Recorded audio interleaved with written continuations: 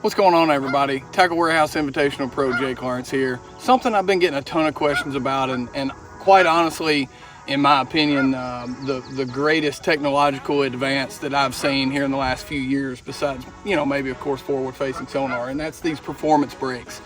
It's really made me more efficient. It's enabled me to fish in locations that I otherwise wouldn't due to weather or conditions. So I've been getting a ton of questions about them. I wanted to give you a quick rundown and kind of let you know what I'm running on my boat. So again, these are performance fishing brakes. These is actually the tour model, something that Danny and I have been working on. We've got a retractable or adjustable bracket here that allows us to actually take these brakes off. Very simple, it takes about 3 to 4 minutes to do.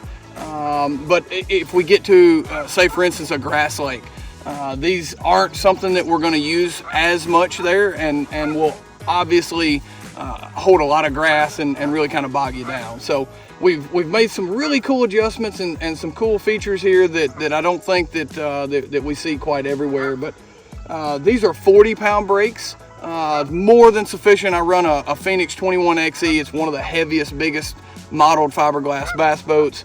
Does everything I needed to do. Very simple, very efficient. I'm running 8-foot Raptors here.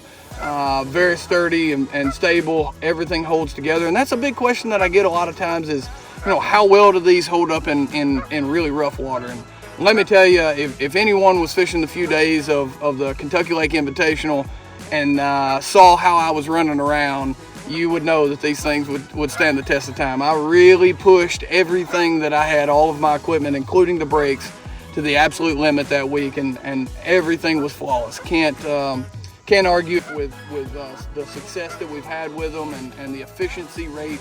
In today's age, we're all such good fishermen. We all kind of know where these fish are going to be and generally how to catch them. And so really it's been to my advantage, and really the only way that I know to gain any any ground on my competitors is to be able to cover more water and do that in a more efficient, better fashion, and these brakes have certainly done it. So let's hop on the front deck and see how this works.